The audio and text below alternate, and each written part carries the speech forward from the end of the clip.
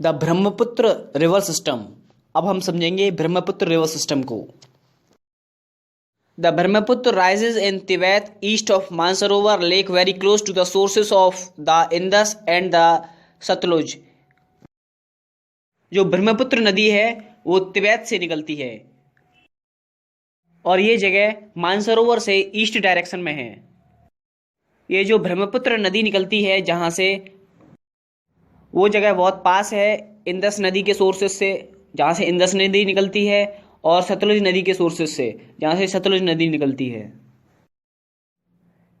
It is slightly longer than the Indus and most of its course lies outside India.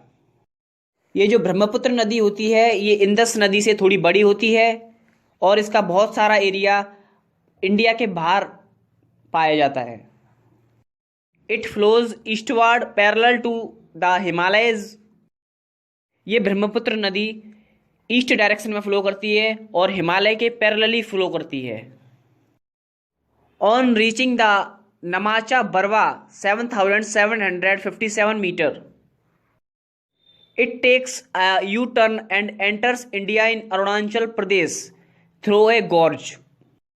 जब ये ब्रह्मपुत्र नदी नमचा बरवा वाली जगह पर पहुंच जाती है जो कि जमीन से 7757 मीटर ऊंचाई पर है, वहां से ये ब्रह्मपुत्र नदी यू टर्न लेती है और इंडिया में एंटर करती है अरुणाचल प्रदेश के through.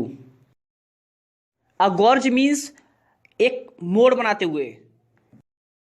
Here it is called the Dihang and it is joined by the Dibang, the Lohit, the कैनुला and many other tributaries to form the Brahmaputra in Assam.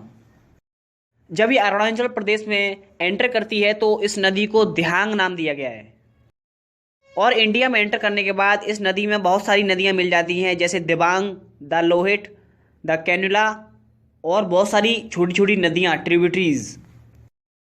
इन सब के मिल जाने के बाद जब इन सब का वाटर आसाम में फ्लो करता है तो इसको नाम दे दिया जाता है ब्रह्मपुत्र नदी इन आसाम।